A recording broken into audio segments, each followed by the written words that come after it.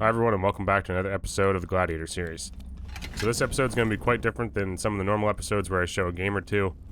Today we're going to be basically going through a lot of deaths, a lot of kills, and some of my favorite moments from this series are in this episode. Just a different approach because I want to get to level 15 and I don't want you guys to miss any of the kills or any of the deaths as we grind our way level to level.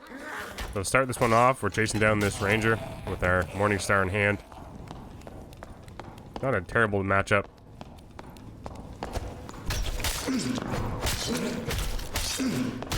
Took us a little while to get used to the range on that thing, but once you start getting familiar with that really quick action it has on the top of its swing, and then placing it effectively on their heads, it can hit pretty hard. And like I said last episode, it has a really satisfying thud sound to it. So we get some loot, actually some blue gauntlets, which I can't wear because I'm using Slayer. And then a bow again. The bow is very handy. We hear steps incredibly close. I'm expecting there to be something close by. And underneath us was actually a barbarian, which at this point I'm feeling pretty confident in my Morning Star ability with my adrenaline rush skill. We missed some pretty key shots at the start of this. Hit him with the shaft a couple times, and that results in our death. So, 22 kills, 12 deaths, and this is just getting started. We're now using the rondel, which actually isn't bad because you only get the -10 movement speed. We shank this guy in the back, effectively bringing our kill total up to 23. This guy had pretty basic gear, and I'm quite surprised a single rondel attack killed him. Now we run into another fighter, and once again, confidence is a killer. Especially when you can't land a single stab with your rondel dagger. You do not have much success killing any players in this game. Switching to the Chris Dagger. We go in, we see this wizard. And he's kind of super distracted, so maybe we'll get another little stab in the back and an easy kill to add to our totals. So we do end up getting a little shank off. Shank off. Not sure if I'm going to use that expression too often, but we did end up getting the kill, so that's nice. And now we just have to deal with these mobs, which is quite tricky with this dagger. And just as we're doing this, we get throwing axe, and then throwing axe again, while being pinned by the bat. Not a great situation. We're pretty much running for our lives here, with very little opportunity to get out of here. This spot, I don't even know if I can break with that dagger, so we're pretty much screwed at this point. It's a sad way to go and trapped in this cave. Still can't fully explain to you why I stabbed the air 5 feet away from this guy's head. Very odd. But, quite frankly, it would have made no difference, as this guy had us pretty much where he wanted us. So now moving on, we're going to go to this Rapier, which we collected probably a couple games ago, or it's been in there forever. Who knows? We're going to run the Rapier again, because it's a little bit better than some of these short-range daggers in terms of its reach, and Adrenaline Rush does make it kind of pop off at certain moments. I know a lot of you suggested just using this straight initial stab right there if you're going to try to space yourself away from players. Not something I had learned until after, when I made these videos.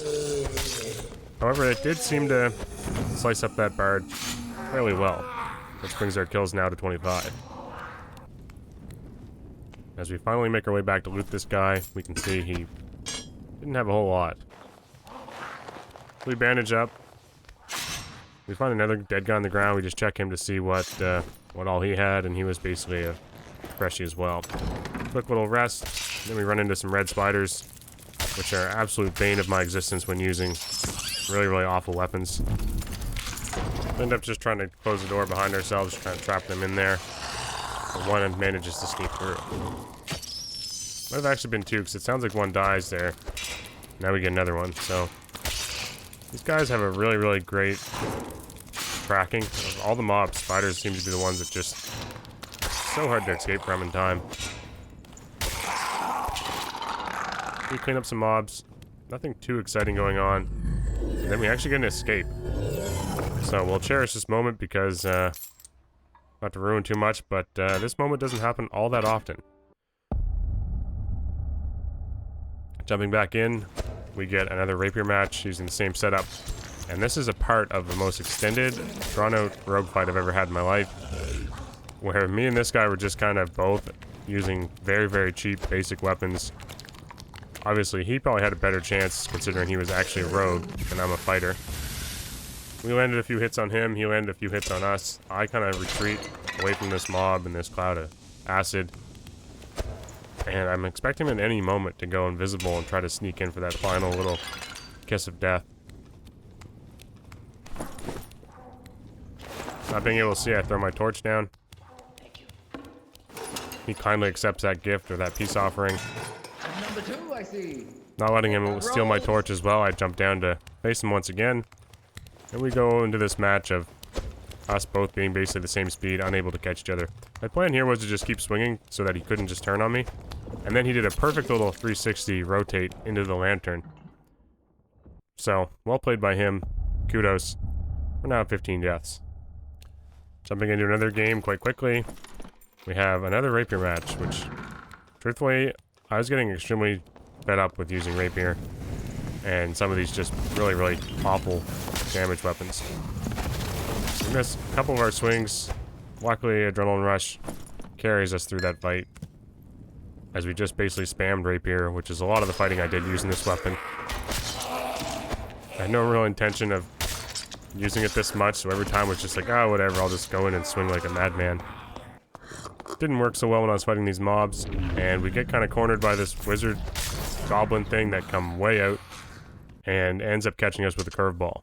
I don't think I've ever seen him dragged out that far. So 16 deaths.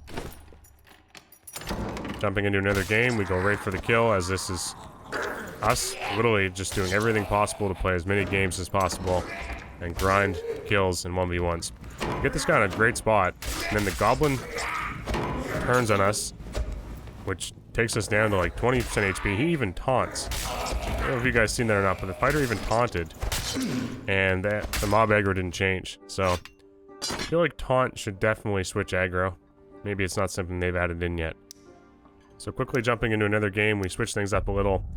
We actually take Victory Strike with the Felling Axe, and we actually change a bunch of our perks as well. Hoping we find something that sticks and we can kind of roll through a couple games with. Making our way into some of the center rooms. We actually run into a Barbarian quite early. We do land that nice Victory Strike attack, and a couple others. Thought this one was a lot closer than it turned out to be. Kind of a weak Felling Axe, and even using Victory Strike didn't really seem to do a whole lot of damage. Yeah, that purple quarterstaff, even a blue Dwayhander. Interesting combination of weapons. However, we're at 19 deaths. We decided to stick with the Felling Axe, and we actually get a pretty nice opportunity here on this Ranger who just decides, you know what, let's just give this guy a kill, which puts us at 27. Now, the most frustrating part about Felling Axe is trying to time your swings properly, having never used the weapon in days, and getting absolutely surrounded by bats and goblins and archers. Then we also get the added bonus of a ranger, seeing that we're in trouble, taking us down to like 2 HP. So we do everything we can to try to get away from these mobs and that ranger. Cleaning up some of them finally. I think I have a chance to maybe loot this guy. And then the little goblin archer, you can just barely see him there. Besides, nope, no thanks. We're gonna end that one for you as well. We go to the Goblin Merchant. We buy a Bardish. At least I think that's how you pronounce it regardless. We didn't get a very good one, and I have never actually used this weapon before. So, all I know is that it has really, really slow swings. But, it does kill a bat for us quite nicely. And if you can get that final stab to come through, if you don't hit the floor, it's actually not horrible. Even though the movement speed kind of slows you down to the point where dodging stuff is not easy. We clear everything, get the Health Shrine. Our first run using the Bardish has been kind of interesting, to be fair. And then, of course, when we're trying to rest up some HP, this Bard shows up. Oh, my friend, can I play you songs? Sure. I've heard them all before, though. Nice. Beer, Bard. You know, carry on. Alright. Well. So me and this Bard, we kind of just make our way around the map. And I hear him say something. I didn't quite catch it. And then I hear footsteps behind me, and it was actually him saying, "Behind you." But, judging by his reaction once that rogue killed me, he didn't actually care if I died. So, those steps were not an ally. Jumping into another game, we take Chris Dagger, sprinting over to this early spawn, and try to slice this guy up. Forgetting to switch off Victory Strike. We did make use of it there.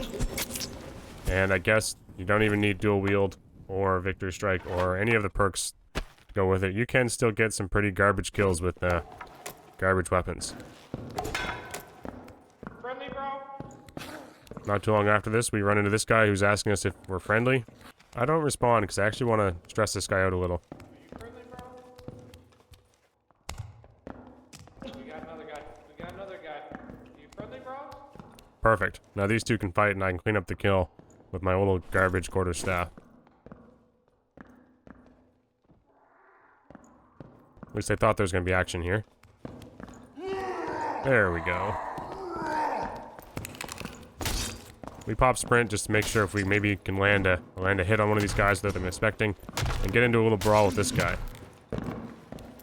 I had 3 hits there, mostly arms probably, and now we're in kind of a standoff with me using a weapon I don't really like, and him, Barbarian, trying to keep me at range.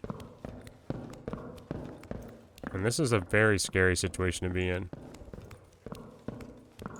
Waiting for sprint to come off cooldown, we pop it again. And we hit Victory Strike as we move in, hit him for that final smash. So this run is actually turning out to be one of the better ones. End up killing that guy at the start, and making the most of this situation versus Barbarian. Now we're kind of hoping to get an exit, considering we have absolutely no meds. 29 kills, 21 deaths. Not a terrible total. Obviously not as good as it could be if I was more patient, or tried to just make it out alive every time. We popped an invisibility pot here, thinking there was guys close. However, they end up just kind of backing off. Kind of showed off some of the strange combinations of attack with the Castellan and a Chris. Opening a door to get closer to the circle, we get popped by a ranger. This is pretty much do or die now. One more arrow and I'm toast. He doesn't attack me and runs. So we end up getting in the perfect situation to just attack like crazy. And then his buddy arrives. I got you, homie. That guy scared me so bad, bro. Yeah. So that's probably one of our better runs just ended. We go, you know what? Let's just buy all these shitty items for like 100 gold. Give ourselves at least a fighting chance. Yeah. Viking Sword probably isn't the best option for a fighting chance. So it does give me the opportunity to slice this guy twice, getting our kills to 30. Besides that, terrible weapon, as you're about to see. Really awful reach, really slow swing speeds. That was probably better off not being used at all. In the next game, we take in one of these weapons. However, it ends up being a lobby with only 3 people in it, and probably one of the most boring Dark and Darker experiences I've ever had. Everyone says that PvE would be fun. No, I tried it, and in any of these situations, it felt awful. Like, just nothing really to do, not a whole lot of suspense, everything's way too quiet. So yeah, we'll skip that one. We go right into another game with the Arming Sword, which also starts off a little quiet. But we see potential victim quite early on. Making our way back into the large room, after we backed off, we end up engaging this guy closer to where we spawned. My presence is so intimidating, he ends up sacrificing himself directly into the forest spikes. So that was kind of a sneaky little addition. I don't think they were there last playtest. Poor guy. But we get another rogue in this one, who we pounce on. 2 clean hits from the Arming Sword, which you'll love to see. And we get ourselves another kill. Actually, we get ourselves a surgical kit, which is quite handy. We then run into a ranger who gets us in a really bad position, hitting us twice with his quick shot. We instantly pop our surgical kit. Praying, just praying we have enough time to get this off before he rounds that corner or pushes us, knowing that we're, you know, we've been hit. He knows we're hurt. So we end up getting that heal off, which is to his demise. And we can hit 2 more times. So he thinks we're literally one shot, I bet, at this point.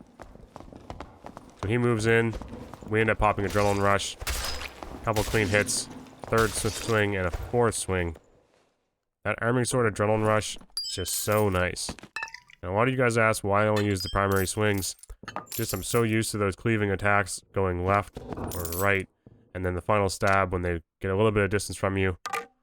It's just so much more reliable for me because I'm not used to mixing up a longer reach swing with the short swing of the Castellan, or the the short sword's my weapon I use if I do have to combo in some attacks in close. This guy had a lot of stuff, so we have a full inventory. I mean, this isn't an amazing inventory, but it's amazing for what I've been doing and how successful I've been lately. 32 kills, 23 deaths. The total is definitely growing. I would prefer to have a lot less deaths, and I think I could have achieved this if I was more patient, wasn't racing so much to the finish line with the playtests, ending quite soon. We hear a portal up top, so seeing how that could potentially be the last portal in this raid, we gotta try to find a way up there. We get Skeleton Champion kind of blocking this direction. We take a hit from something, likely him, and yeah, now we're in a room that hasn't been cleared, absolutely no one in it. We find our portal, blocked by the barrel, and now look at this mess. Might have stood a chance that that goblin wizard spell thing didn't end up tracking me around the room and hitting me. So that does it. That does it for this episode, but I'm gonna just tell you right now, next episode we're gonna make amends for all this effort, and we're just gonna go in with a weapon that I think is probably the strongest fighter weapon in the game, being the longsword. Some pretty okay gear we got from that rogue early on.